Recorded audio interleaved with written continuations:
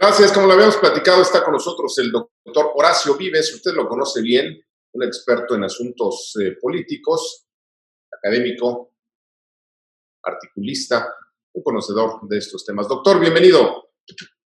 Muchas gracias, Ricardo. Pues muy contento de poder conversar con tu auditorio. Doctor, pues mucha gente, nosotros nos hemos sumado a esa preocupación, mucha gente está preocupada por el futuro del INE. Ataques del gobierno, del propio presidente, del partido en el gobierno, del partido oficial. ¿Qué significa esto que estamos viendo o es simplemente parte de la temporada electoral que ya arrancó, doctor?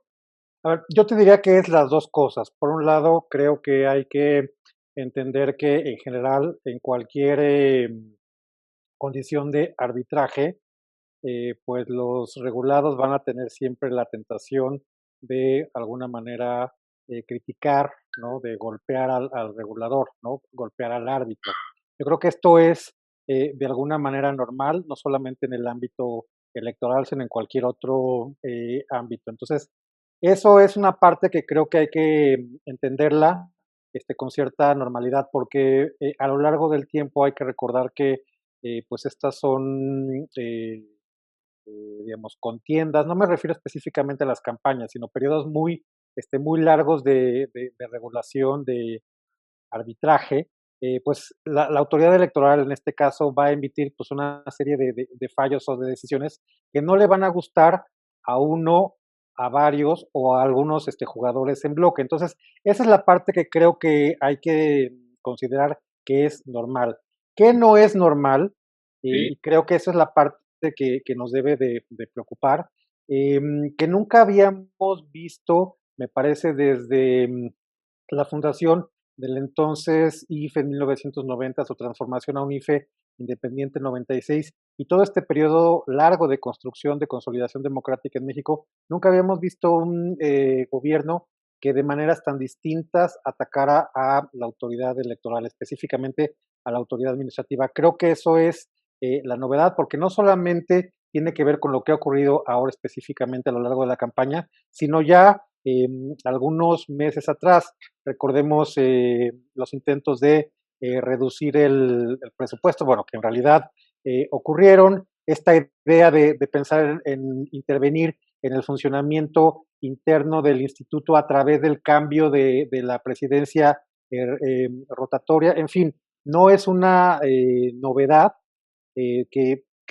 con el inicio de este gobierno, pues empezaron a dar un poco más, digamos, las agresiones o los ataques de lo que estaríamos acostumbrados a ver en una normalidad democrática. Ahora, muchos hemos sido testigos, a mí me ha tocado verlo, escucharlo, de el reconocimiento que este INE, el IFE anterior también, tienen a nivel internacional. Así Organismos es. muy importantes han aplaudido, reconocido e incluso solicitado que se les explique cómo funciona y han pedido en algunas partes del mundo pues asesoría. A pesar de este reconocimiento, ¿hay un riesgo real, doctor Vives, de que se dé un retroceso en esta materia? Bueno, sí, indiscutiblemente el prestigio del INE, bien ganado como una de las instituciones del Estado mexicano, digamos, más queridas y más apreciadas por la ciudadanía, creo que ha sido bien ganado y esto creo que es importante señalarlo. Y por supuesto también se deriva este prestigio internacional, digamos, es un sinnúmero de veces que el INE ha hecho estas misiones o asesorías en distintos ámbitos. Para organizar elecciones, padrones electorales, en fin, pues todo lo que corresponde a la autoridad electoral y esto creo que tiene que ver con el prestigio internacional bien ganado.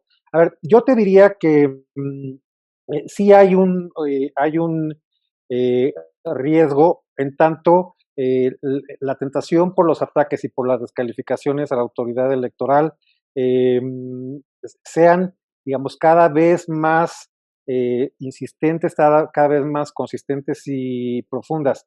Si solamente terminara, digamos, en una diferencia de posiciones, pues porque cada quien va a defender sus intereses políticos, sus intereses institucionales, dependiendo de qué lado de la contienda electoral nos encontremos, pues venga y pase como ya ha ocurrido en muchas ocasiones. Recordemos que normalmente está esta tentación de sacar como discurso de, bueno, ganamos a pesar de la autoridad electoral o no ganamos justamente por la autoridad electoral. Y creo que a lo que tendríamos que apostarle pues es a la madurez de los actores en la contienda para aceptar los resultados, les favorezcan o no. Pero, doctor, ¿cómo creer, cómo confiar pues, la sensatez, la madurez, cuando pues el hombre que está hoy en la cúspide del poder, pues ha cuestionado toda su vida cuando pierde, ha cuestionado no solo el árbitro electoral, sino todo el sistema electoral? ¿Cómo podemos confiar en alguien con esas características? Bueno, en ese sentido, la verdad es que bien lo señalas, no es una posición desconocida, no es ninguna posición nueva. Sabemos que López Obrador ha sido una figura central en los procesos electorales en México, tanto de la etapa que todavía los procesos electorales eran muy oscuros. Estoy hablando específicamente de las elecciones del 88 y del 94, específicamente cuando él fue candidato a gobernador en Tabasco, que por supuesto fueron elecciones pues, profundamente inequitativas y opacas. Pero ya le tocó ser también protagonista en otras 4 elecciones, como jefe de gobierno para la Ciudad de México en el 2000 y las 3 elecciones presidenciales 2006, 2012 y 2018. Y en efecto está esta posición muy conocida de no reconocer los resultados electorales cuando no le favorecen. Creo que esto va a seguir ocurriendo.